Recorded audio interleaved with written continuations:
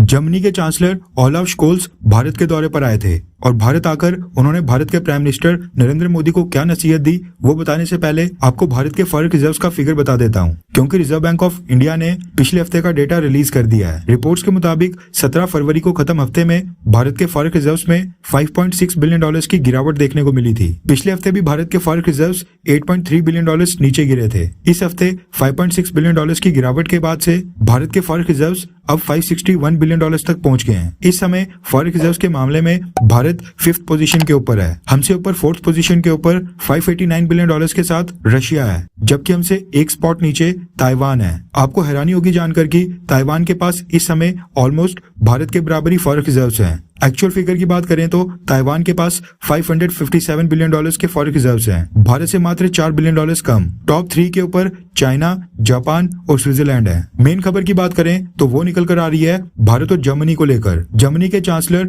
Olaf Scholes Bharat आए थे। Prime minister Narendra Modi ने उनका बहुत ही गर्मजोशी के साथ स्वागत किया। सबमरीन्स की डील के ऊपर भी दोनों देशों की चर्चा हुई। जर्मनी ने भारत को आश्वासन दिया कि यूरोप के साथ जो भारत की फ्री ट्रेड एग्रीमेंट को लेकर टॉक्स चल रही हैं, उनमें वो खुद ही इन्वॉल्व होंगे और उसको जल्द से जल्द पास करवाएंगे। इसके अलावा ट्रेड और डिफेंस टाइज को मजबूत करने के ऊपर भी दोनों लीडर्स ने चर्चा की। लेकिन एंड में जर्मनी के चांसलर से रहा नहीं गया और रशिया को लेकर उन्होंने दबे शब्दों में भारत को सुनाई दिया। ये तो हमें पता है कि भारत यूनाइटेड नेशंस के मंचों के ऊपर जाकर रशिया के खिलाफ वोटिंग नहीं कर रहा है और इसी मुद्दे को लेकर जर्मनी की तरफ से आपत्ति जताई है। रेफरेंस क्लब की स्क्रीन के ऊपर डेक्कन हेराल्ड के आर्टिकल का स्क्रीनशॉट है, जिसके मुताबिक जर्मनी ने भारत को रशिया यूक्रेन युद्ध को लेकर यूनाइटेड नेशंस में क्लियर स्टैंड यानी स्पष्ट रुख अपनाने के लिए बोला है। प्राइम मिनिस्टर नरेंद्र मोदी के साथ प्रेस कॉन्फ्रेंस के दौरान जर्मनी के चांसलर ओलाफ स्कोल्स ने एक बयान जारी किया, जिसमें उन्होंने बताया कि रशिया यूक्रेन युद्ध के कारण ग्लोबल फूड और ग्लोबल एनर्जी क्राइसिस आ खड़ा हुआ है।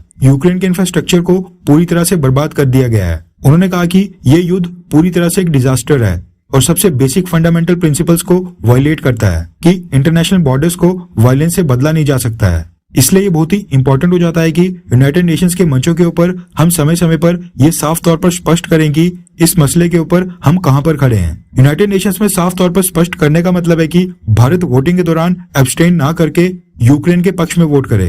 ये कहने का मतलब था जर्मनी के चांसलर ओलाफ स्कोल्स का।